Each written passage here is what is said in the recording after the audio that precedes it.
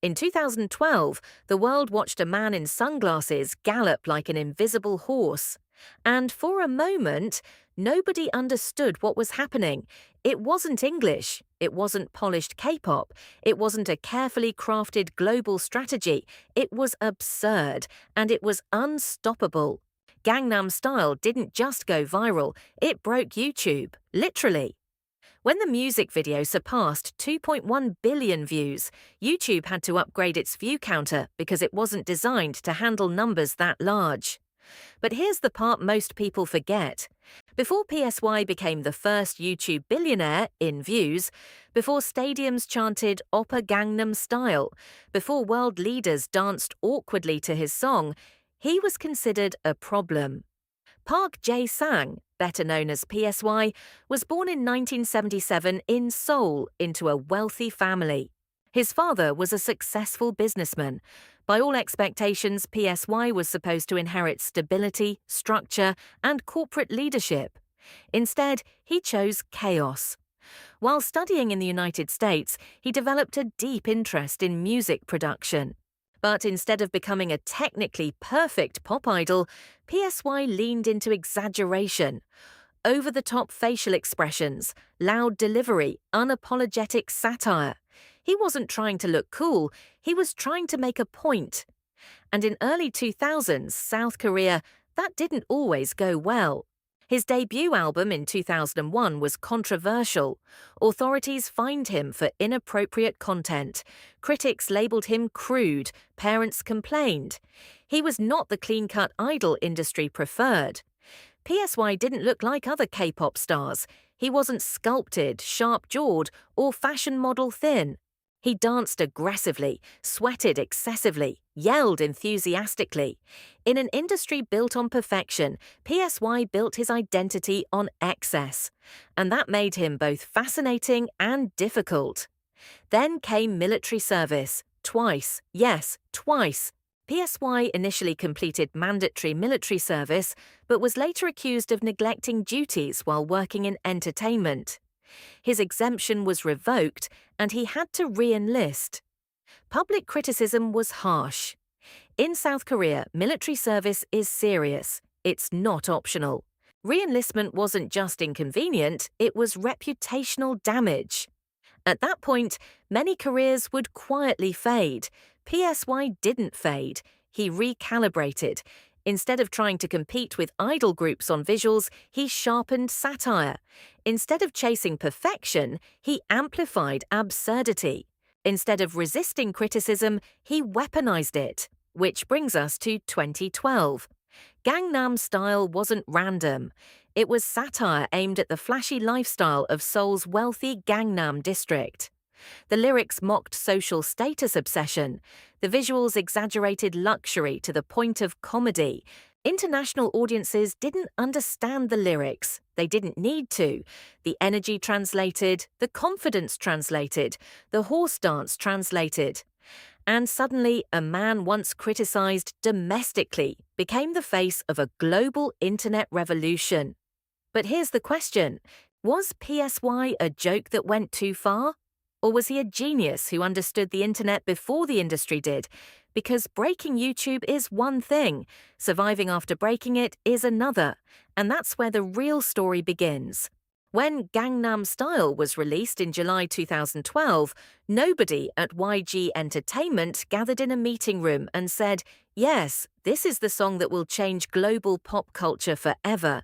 If anything, it was probably more like, "This is interesting."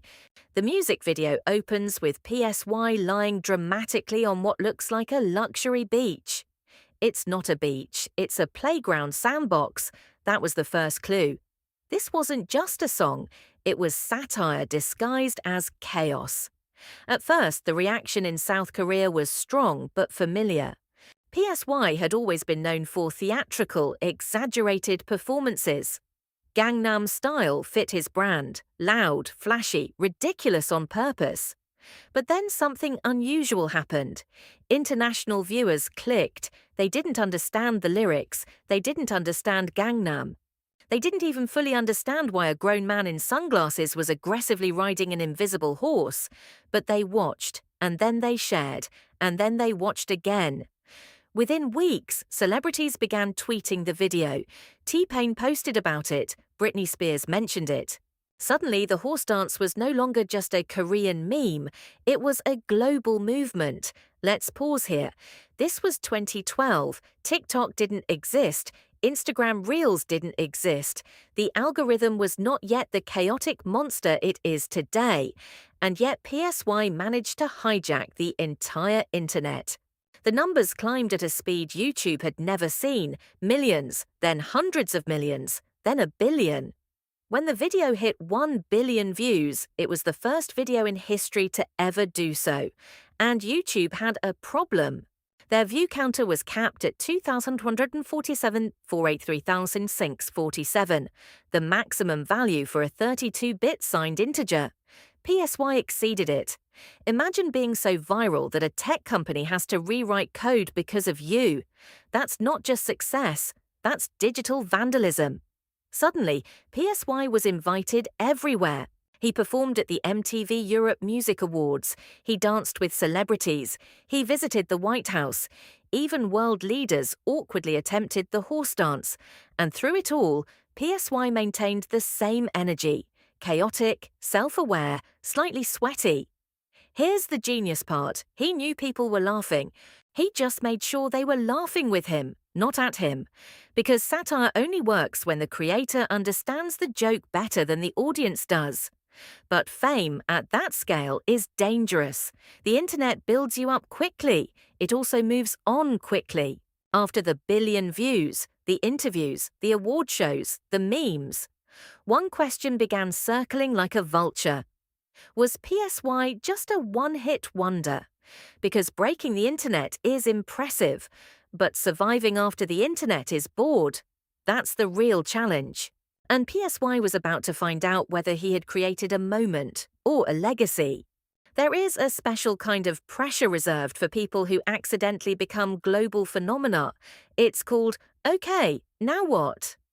After Gangnam Style broke YouTube, PSY wasn't just a Korean artist anymore. He was a meme, a movement, a ringtone, a dance challenge before dance challenges were officially a thing. And the world waited. Because the internet has the attention span of a goldfish on espresso. Everyone asked the same question, can he do it again? In 2013, PSY released Gentleman. The hype was enormous. News outlets covered the release like it was a tech product launch. Millions of people clicked the video within hours. It broke viewing records for fastest video to reach 100 million views, which sounds amazing. Except, it wasn't Gangnam Style, and that was the problem. Gentleman was catchy. It was energetic. It had another ridiculous dance, but it lacked the surprise factor. Gangnam Style worked because no one saw it coming. Gentleman arrived with expectations heavy enough to crush a smaller artist. And expectations are loud. Every article compared numbers. Every chart comparison became a scoreboard. Instead of celebrating millions of views, headlines asked, is PSY already fading? Imagine going from Internet King to Is He Over in less than a year. That's the danger of peak virality. You don't compete with others. You compete with your own explosion. PSY responded the only way he knew how, with more absurdity. Daddy in 2015 was wild, strange, and visually chaotic. Face-swapping effects, over-the-top dancing, a chorus that drilled itself into your brain whether you invited it or not. It did well. But again, nothing could eclipse the horse dance. And slowly, something interesting happened. The noise faded. The world moved on to the next viral sensation. For many artists, that would be the quiet decline phase. The awkward, remember that guy, chapter. But here's where PSY surprised everyone. He stopped trying to beat Gangnam Style. He accepted it. In interviews, he openly admitted that topping that song might be impossible. And instead of chasing the ghost of a billion views, he shifted his focus. He returned to what he understood best, performance. In South Korea, PSY was never just a one-hit wonder. His concerts were legendary long before 2012. Massive water cannons, explosive stage production, energy that lasted hours, sweat levels scientifically concerning. He leaned into live shows. He leaned into authenticity. He leaned into the fact that while the world might see him as a viral memory, Korea still saw him as PSY, the entertainer. And then he made his boldest move yet. He left YG Entertainment, and instead of quietly fading into nostalgia, he built something new. Because maybe the real genius move wasn't breaking the internet. Maybe it was understanding that virality is temporary. But infrastructure lasts, and that's when PSY stopped being just an artist and started becoming a kingmaker. Here's the thing about being a global meme. You either become a trivia question or you become a boss. After the world slowly stopped galloping in sync, many people assumed PSY would gently fade into Remember 2012 territory. You know, the category reserved for Harlem Shake and Ice Bucket Challenge nostalgia. But PSY did something unexpectedly strategic. He stopped trying to outrun Gangnam Style. Instead, he built a kingdom. In 2019, PSY founded P Nation. Now, let's pause and appreciate the audacity of that move. This is the same man people labeled a one-hit wonder outside Korea. The same guy whose signature dance involved pretending to ride an invisible horse. And now he was launching his own entertainment company in an industry dominated by giants. Bold, very bold. And then he did something even bolder. He signed artists who were considered complicated. Hyuna and Dawn, controversial power couple who had just left Cube Entertainment. Jessie, loud, unapologetic, and allergic to being subtle. These weren't safe idol picks. These were personalities. PSY wasn't building a factory. He was building a playground, and his message was clear. Be weird, I did. Under P Nation, artists weren't stripped of their quirks. If anything, they were encouraged to amplify them. Jessie became even more outspoken. Hyuna leaned further into bold aesthetics. The label's identity wasn't clean-cut perfection. It was personality-driven chaos, but organized chaos, which is honestly the most PSY thing imaginable. And then, just when people had settled into the idea that PSY was now a behind-the-scenes executive in sunglasses, he came back. In 2022, PSY released That, produced by and featuring Suga of BTS. Now, let's appreciate the layers here. PSY, the man who once broke YouTube, collaborating with a member of the biggest K-pop group in the world. It wasn't desperation, it wasn't nostalgia, it was synergy. The song was playful, energetic, self-aware. The choreography was ridiculous, of course. The music video looked like two generations of K-pop meeting in a desert and deciding to just have fun. And it worked. That topped charts. It trended globally. But more importantly, it didn't feel like PSY was chasing youth. It felt like PSY saying, I'm still here, and I still know how to make this fun. Because that's the secret. PSY understands spectacle.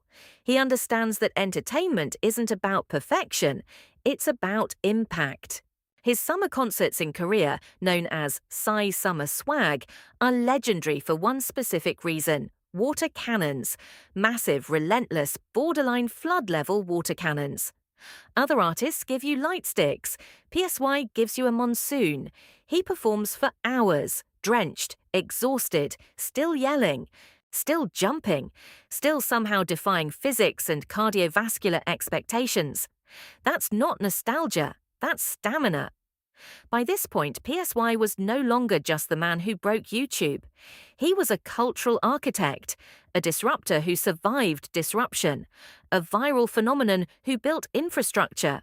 And perhaps the most ironic twist of all, the industry that once questioned whether he was too much now celebrates him for exactly that. Too loud, too sweaty, too dramatic, too unforgettable. But the final question remains. When the internet remembers you for one iconic moment, how do you define your legacy beyond it? That answer lies not in the horse dance, but in endurance, and in the fact that more than a decade later, people are still dancing. If you reduce PSY to a man galloping in sunglasses, you miss the point. Yes, Gangnam Style was absurd. Yes, the dance looked like something invented at 2 a.m. after too much caffeine. And yes, millions of people copied it without knowing what Gangnam actually meant. But that's exactly why it mattered. Before PSY, K-pop was growing internationally, but carefully, strategically, gradually. After PSY, the door didn't just open, it flew off its hinges. He proved that language wasn't a barrier, that charisma could translate, that you didn't have to look like a perfectly sculpted idol to command a global stage. He wasn't selling cool, he was selling confidence, and confidence is universal.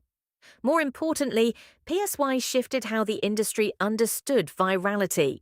He experienced the highest peak of internet fame and survived the comedown. Instead of chasing another billion-view miracle, he built P Nation. He invested in artists. He created space for individuality in an industry often obsessed with polish. That's not a one-hit wonder, that's evolution. There's something poetic about it. The man once criticized for being too loud, too exaggerated, too much, became the artist who showed that being too much can be exactly enough. More than a meme, more than a viral moment, more than a dance. PSY didn't just break YouTube. He broke the idea that only one type of performer could represent Korea to the world. And more than a decade later, when the beat drops and someone shouts, "Oppa!" people still smile, not because it's nostalgic, because it's unforgettable.